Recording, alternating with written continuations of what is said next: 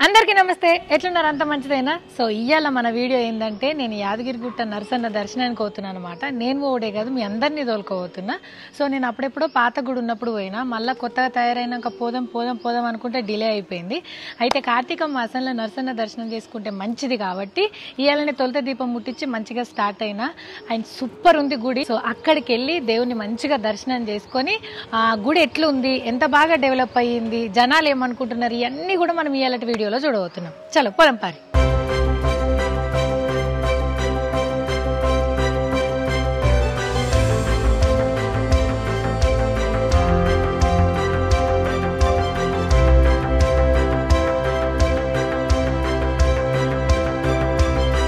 And మీ అందరికీ తెలుసు తెలంగాణ తిరుపతి అంటారు యాదగిరిగుట్ట నరసన్నను సో ఎట్లయితే తిరుపతి ఎంత ఫేమస్ అయ్యి ఎప్పుడు చందాలు ఇట్లా అంటే హుండీలు వేసే డబ్బులు ఎట్లా లెక్క పెడతారో మనకు ఇక్కడ గుడికి కూడా ఇప్పుడు దేశ విదేశాల నుంచి మస్తు మంది వచ్చి ఈ హుండీ లెక్కింపులు కూడా పోటాపోటీగా సాగుతాయి అన్నట్టు సో తెలంగాణ గవర్నమెంట్ వచ్చిన తర్వాత మీ అందరికీ తెలుసు కేసీఆర్ సార్ ఒక పట్టు పట్టిందంటే అది అయ్యేదాకా ఇడిచిపెట్టాడు మనం ఇల్లు కట్టుకుంటే ఎంత దగ్గరుండి కట్టుకుంటాం 10 సార్లు పోయి అబ్జర్వ్ చేస్తాం మేస్త్రీలు ఇట్లా చేస్తురా అట్లా చేస్తురా అని ఎట్లయితే చెప్తామో సారు విజిట్ చేసుడే కాకుండా ఎప్పుడు వాళ్ళకి ఆన్లైన్లో మీటింగ్లు ఉన్నప్పుడు ఏది ఎట్లా జరుగుతుంది ఏది ఎట్లయితుంది ప్రతిసార్లు కొన్ని వందల వేల మీటింగ్లు అయినాయి వచ్చి గుడి కట్టేలోపు సో ప్రతిసారి అట్లా మీటింగ్ పెట్టుకొని దగ్గరకు వచ్చి చూసి మార్పులు చేర్పులు చేసి చాలా అద్భుతంగా కట్టిర్రు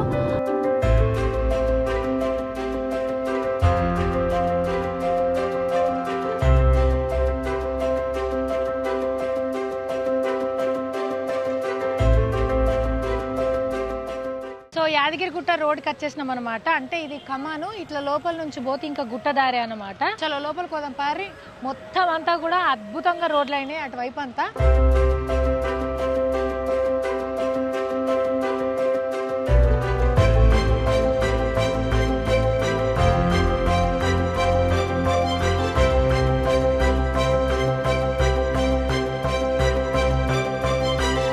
మినీ ట్యాంక్ బండ్ అయ్యో ఒక ఫోటో దిగొస్తా ప్లీజ్ పాపు ఊరి అక్క జోరుంది కదా అమ్మ చెట్ల మొత్తం నీళ్లు చూడు యాదర్శి జలపాతం కిలోమీటర్ దూరంలో పోతే మనకు ఒక జలపాతం కానొస్తుందట అక్కడ నుంచి వచ్చినట్టున్నాయి నీళ్లు చెట్లన్నీ మునిగిపోయి ఎంత నిండుకుంది మినీ ట్యాంక్ బండ్ అంటారు దీన్ని సో ఇట్లా మొత్తం ఇట్లనే ఫెన్సింగ్ వేసి అందరు కూర్చునేందుకు వాక్ వే లాగా కూడా వేసిరు అన్నట్టు రాము చల్ చల్ పైన గుట్ట ఎట్లా డెవలప్ అయిందో కింద బస్ డిపో అండ్ పోలీస్ వాళ్ళ control room mini tank bund ఇప్పుడు మనం చూసింది టెంపుల్ సిటీ అందరు విఐపీలు వచ్చేందుకు లాడ్జ్లు నార్మల్ జనాలు కావాలి ఉండాలి అనుకునేటోళ్ళ కోసం కాటేజ్లు అదంతా కూడా కింద అన్నమాట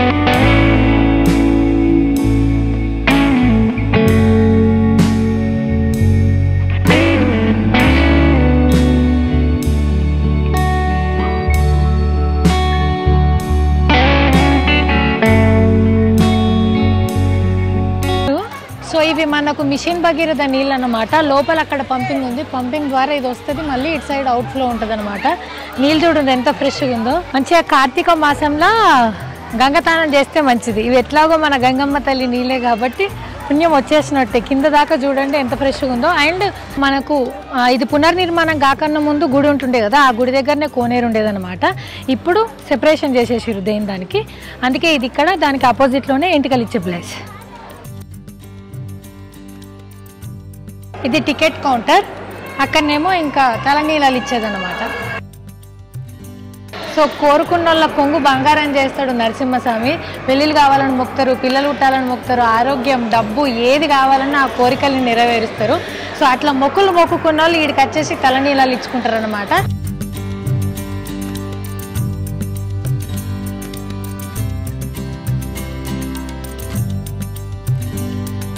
ఇదే సప్త గోపురాలు ఉన్న మన యాదగిరి నరసన్న గుట్ట, యాదగిరి గుట్ట అన్నమాట. మొత్తం 14 ఎకరాల జాగలో ఈ యాదగిరి గుట్ట ఉంటే 2 ఎకరాలల్లో పూర్తిగా మన యాదగిరి గుట్ట నరసన్ననే ఉన్నాడు అన్నమాట. సో ఈడ చూస్తే మీకు అందరు జనాలు ఎక్కువ కానొస్తున్నారు. అండ్ ఈ స్పెషాలిటీ ఏంటంటే ఇక్కడ అంతా కూడా చిన్న ఉన్నప్పుడు మనము పుస్తకాలలో సోషల్ బుక్స్లలో చదువుతుంటే కాకతీయ రాజులు కట్టించిర్రు, వాళ్ళు కట్టించిర్రు అని. సేమ్ ఇప్పుడు ఎంత అప్డేటెడ్ వర్షన్ అయినా సరే, ఎంత మోడర్న్ టెక్నాలజీ ఉన్నా సరే, మన కళను, మన శాస్త్రాన్ని, మన సాంప్రదాయాల్ని ఎక్కడ ఒడగొట్టకుండా గుడి స్ట్రక్చర్ని అట్లనే డిజైన్ చేసిర్రు. ఇవాళ గుడికాడు ఉండి చెప్తున్నాను నేను, ఇది ఇట్లా పునర్నిర్మాణం స్టార్ట్ చేస్తుర్రు అని అన్నప్పుడు కేసీఆర్ సార్ ఎందరితో మాటలు పడాలో అందరితో మాటలు పడ్డాడు. ఎవరు ఏమనుకున్నా సరే, ఏం చేసినా సరే కట్టి చూపిస్తా అన్నాడు. లాక్డౌన్ వచ్చినా ఏమొచ్చినా అనుకున్న టైంకి అనుకున్నట్టుగానే ఇవాళ గుడిని కట్టి మనకు చూపించిండు.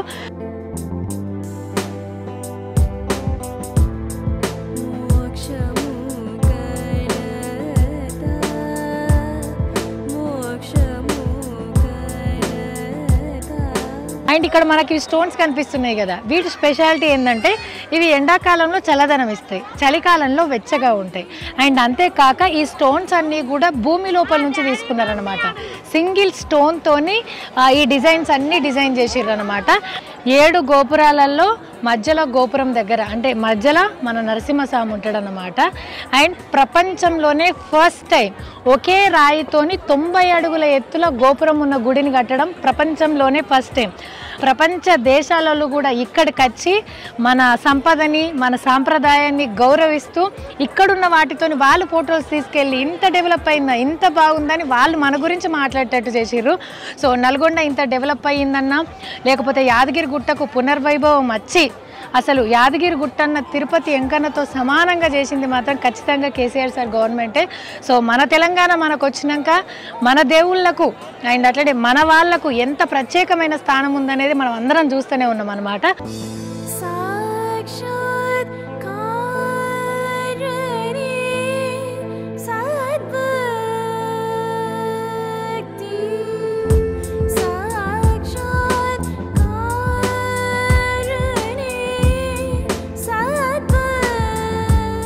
ఆంధ్రప్రదేశ్, తెలంగాణ, తమిళనాడుకు సంబంధించిన కళాకారులు వచ్చి ఈ గుడిని కట్టేటప్పుడు చాలా నిష్టగా లాక్డౌన్లో సోషల్ డిస్టెన్స్ పాటించుకుంటూ అనుకున్న టైంలో దీన్ని కట్టారు. ఇంతవరకు నాకు తెలుసు. కాకపోతే ఇది దేన్ని ఇన్స్పిరేషన్గా తీసుకొని ఈ డిజైన్స్ కానీ లేకపోతే దీని ప్రత్యేకత ఏందనేది మీరే చెప్పాలి. ఇది యాక్చువల్లీ మొత్తం మనకి టెంపుల్ యూజ్ చేసిందంతా కృష్ణశిల రాయితోని కట్టడం జరిగింది. ఈ కృష్ణశిల రాయి అంటే మనకి చాలా విశిష్టమైన రాయి అన్నమాట. దీనికి ట్రిబులిటీ వాళ్ళు సర్టిఫై చేసింది 1000 years గ్యారంటీ ఇచ్చారు. స్టోన్లో డెన్సిటీ, డ్యూరబిలిటీ అంతా సర్టిఫై చేసింది ట్రిబులిటీ వాళ్ళు. దీనికి ఏదైతే మనకి గర్భాలయంలో ఉన్న విగ్రహానికి ఏదైతే వాడతామో ఆ రాయి మొత్తం అంతా కంప్లీట్గా టెంపుల్ మొత్తం కట్టడం జరిగింది. ఇప్పటి వరకు మనకు ఈ టెంపుల్కి నిర్మాణానికి కావాల్సిన స్టోన్ మొత్తం 2.3 లక్షల మెట్రిక్ టన్ వాడిన మొత్తం. ఈ స్టోన్ మొత్తం అందుకే గూర్జేపల్లి గ్రౌండ్ నుంచి తీసుకురావడం జరిగింది. ప్రకాశం డిస్టిక్ గుర్జేపల్లి గ్వరన్ ఒకటే క్వార నుంచి ఇదంతా తీసుకోవడం జరిగింది. దీంట్లో మనకి శిల్పులు మొత్తం అంతా 2000 మంది శిల్పులు డే అండ్ నైట్ కష్టపడ్డారండి. అంతా తమిళనాడు, కర్నూలు, తర్వాత గుంటూరు ఈ డిస్టిక్ నుంచి వెళ్ళి కొంతమంది వచ్చారు. 80% మాత్రం తమిళనాడు శిల్పులు వచ్చి చేశారు. దీనికి విశిష్టమైనది ఏంటంటే ముఖ్యంగా మనకి లోపల సరికి మూల విరాట్ని ఎలాంటి డిస్టర్బెన్స్ చేయకుండా దాన్ని ప్రొటెక్షన్ చేసుకుంటూ టెంపుల్ డెవలప్మెంట్ చేయడం జరిగింది. దీంట్లో ముఖ్యమైన మా గురువు గారు వచ్చేసరికి first of all Anand Sai గారు ఆర్ట్ డైరెక్టర్, తర్వాత సుందర్ రాజన్ స్థపతి, తర్వాత వేలిస్తారు. వాళ్ళ ఆధ్వర్యంలో మేమంతా పనిచేయడం జరిగింది. నాతో పాటు 14 మంది ఆర్టిస్టులు ఉన్నారు.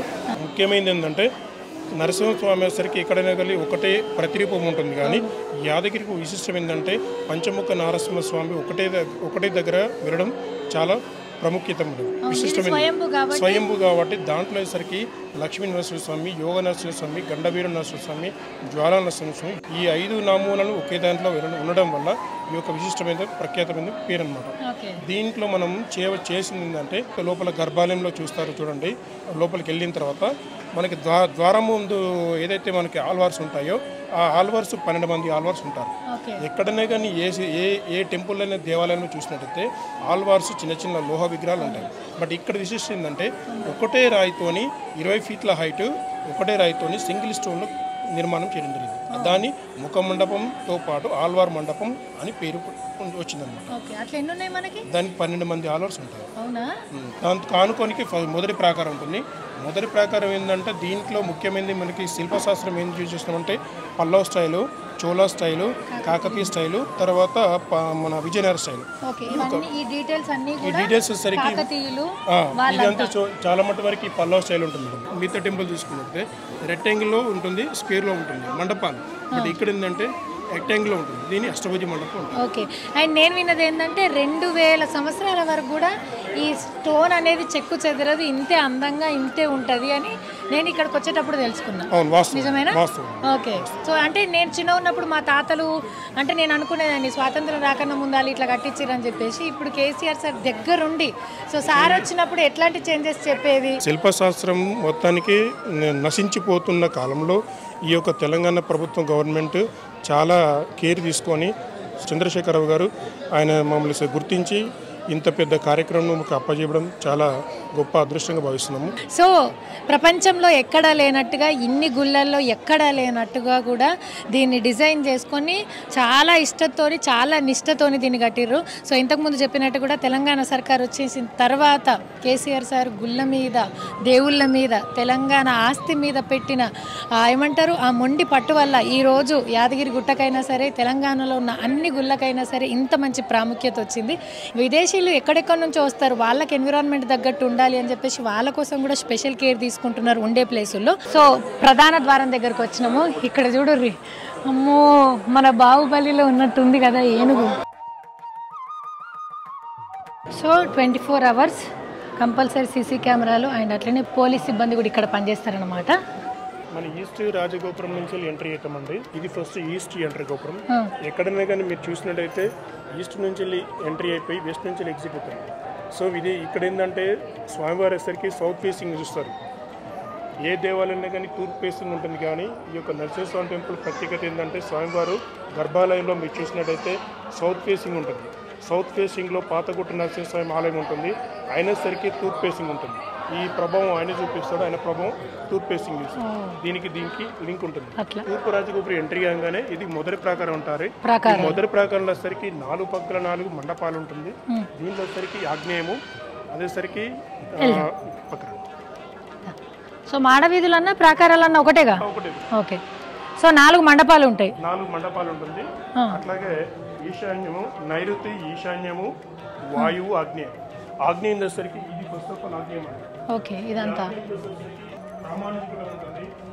స్టైల్ పిల్లర్ అంటారు.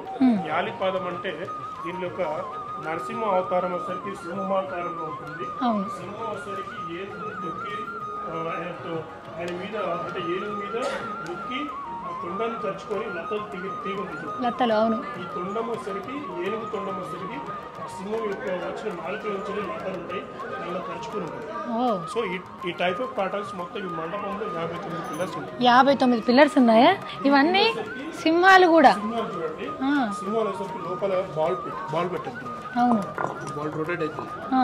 దీంట్లో వచ్చేసరికి ఈ కంప్లీట్గా ఈ స్టోన్ బల్క్ స్టోన్లో మొత్తం బాల్తో పాటు కార్వింగ్ చేయడం జరిగింది. మీరే కార్వింగ్ చేసేసారు, అది అట్లే ఉంచి శిల్పి నైపుణ్యం చూపించుకోవడం మీకు పెట్టాను. ఈ యొక్క బాల్ రొటేట్ అయితే లోపల బాల్తో పాటు ఎంత ఈ టైప్ ఆఫ్ మొత్తం 59 సింహాలు. 59 సింహాలు ఉన్నాయి ఇన్ని గోపురాలలో. అండ్ మండపాలు వచ్చేసి 48 ఉన్నాయి. సో ఇవన్నీ కూడా ఒక రాయికి హస్తకళ అన్నమాట. ఇంతమంది కళాకారులు చేత్తోని చేసిన హస్తకళ మీరు ప్రతిదీ చూస్తే ఎంత చిన్న షార్ప్ ఫినిషింగ్ ఉంది. అండ్ ఏనుక్కే కాకుండా దానికి గజ్జల నుంచి దాని తర్వాత దేవుడు ఉగ్ర రూపాన్ని చూపిస్తూ ఏనుగును తొక్కేది. అండ్ అటుపక్కకు అంతా కూడా నేను ఇంతకుముందు చెప్పినట్టుగానే తెలంగాణ సంస్కృతి సాంప్రదాయాలు బతుకు చిత్రాలు అన్నట్టు. అంటే పక్షులు ఉన్నాయి, జంతువులు ఉన్నాయి, ఫ్లవర్స్ ఉన్నాయి, సో దేవుళ్ళు ఉన్నారు. ఇదంతా కూడా ఎక్కడ మన సాంప్రదాయం కానీ శాస్త్రం కానీ మర్చిపోకుండా ఉండేందుకు ప్రతిదీ డీటెయిలింగ్ ఉందన్నమాట. స్వామివారికి మాత్రమే ప్రత్యేకంగా చేసే ప్రసాదాలు ఈ 4 రూమ్లలో జరుగుతాయి. మనకి ఈ గర్భాలయం కింద స్వామివారు ఉంటారు. కింద స్వామివారి పైన విమాన గోపురం వస్తుంది. ఆ విమాన గోపురం పైన సుదర్శన చక్రం ఉంటుంది. అవునవును, అది బంగారు పూత, గోల్డ్. బట్ ఇదంతా మొత్తం విమాన గోపురం మొత్తం అంతా ఈవెన్ తిరుమలలో ఏ విధంగా ఉందో అదే విధంగా చేస్తున్నాం బంగారు పూత. దీనికి ఇప్పుడు స్టార్ట్ అయ్యి 1 year అయింది, ఇంకొక 1 year పడుతుంది. ఓకే. అండ్ ఇక్కడ చూస్తున్నారా ఇవన్నీ ఏంటి అనుకుంటున్నారు? మొత్తం సెంట్రల్ ఏసీ, లోపల గుడి మొత్తం ఏసీ ఉంది. నాకు తెలిసి తెలంగాణలో ఫస్ట్ గుడి అనుకుంటే ఏసీతో. జనాలకు ఎండాకాలం కాదు అంటే జనాలు ఎక్కువ వస్తారు, వేడైతే ఎక్కువసేపు ఉండలేం కదా, అటువంటి ఇబ్బందులు లేకుండా సెంట్రల్ ఏసీ పెట్టేసిరు. అదే ఈ పైప్ లైన్ అనమాట. పంచతల రాజగోపురాలు మొత్తం 4 ఉంటుంది. ఓకే. విమాన గోపురం గర్భాలయం విమాన గోపురం ఒకటి ఉంటుంది. త్రితల గోపురం ఒకటి ఈశాన్య భాగంలో మనకి ఎంట్రీ అయ్యేది, అది ఒకటి ఉంటుంది. మహారాజు గోపురం పెద్ద గోపురం 7 అంతస్తుల రాజగోపురం ఒకటి ఉంటుంది. మొత్తం 7 గోపురాలు ఉంటాయి. ఓకే. 7 గోపురాల సరికి మనకు ప్రముఖ విశిష్ట గోపురం ఇది ఒకటి, సౌత్ గోపురం. ఇదొక ఎంట్రన్స్ అన్న. ఏంటి? కళ్యాణ మండపం. అదేంటన్నా అది? సింహాసనమా? బంగారు రథం స్వామివారిది, మొత్తం గోల్డే. వైకుంఠ ఏకాదశికి ఈ ద్వారం ఓపెన్ చేస్తారు. ఇట్లా మళ్ళీ భక్తులకు కొంచెం డైరెక్ట్ దర్శనం. మీద కూడా దేవుళ్ళు అండ్ అట్లనే అక్కడ చూడండి దేవుంది నామాలు, సుదర్శన చక్రం, శంకు ఉంది. సో ప్రతి ఒక్క మండపానికి ఖచ్చితంగా అవి ఉన్నాయన్నమాట. సో ఇప్పుడు మనము లోపలికి వెళ్దాం.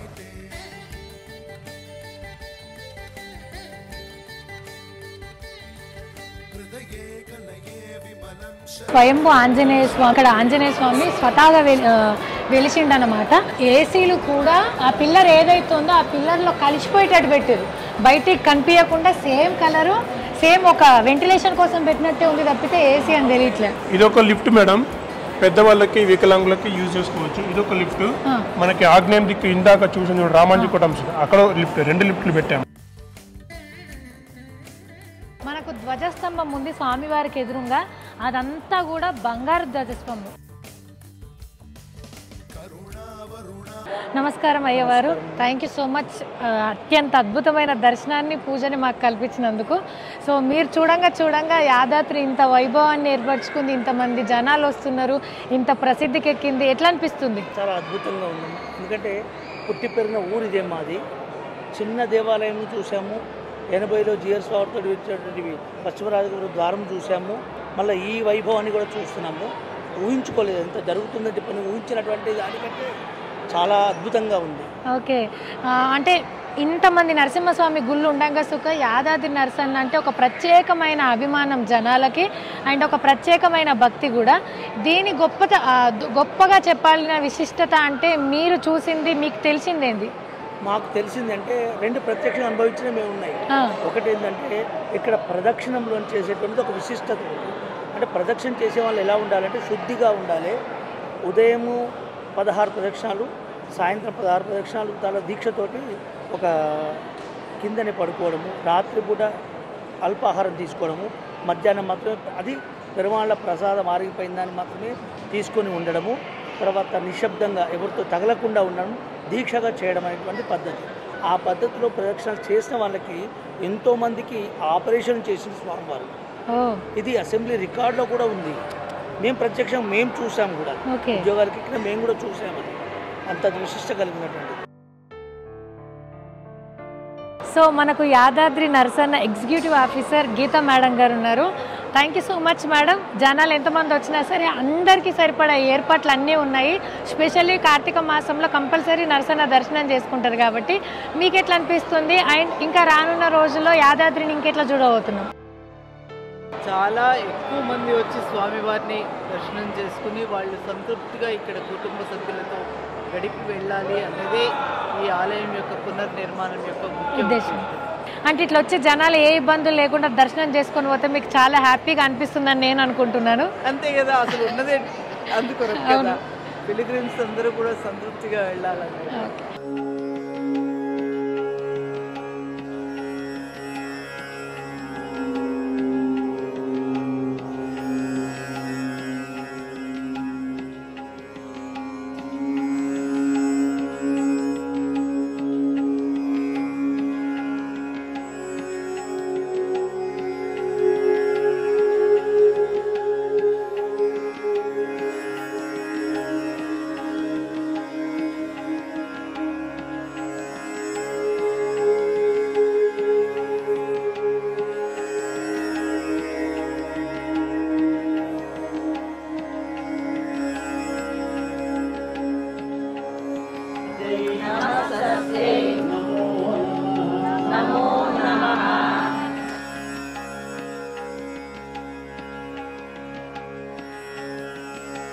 యాదగిరి నరసన్నను మంచిగా కార్తీక మాసంలో నేను దర్శనం చేసుకున్న, అందరితో కలిసి దీపాలు ముట్టించిన. మీరు కూడా మీరందరి ఫ్యామిలీతో వచ్చి దేవుని దర్శనం చేసుకొని మీరు కోరుకున్న కోరికలు అన్నీ నెరవేరాలని నేను మనస్ఫూర్తిగా కోరుకుంటున్నా.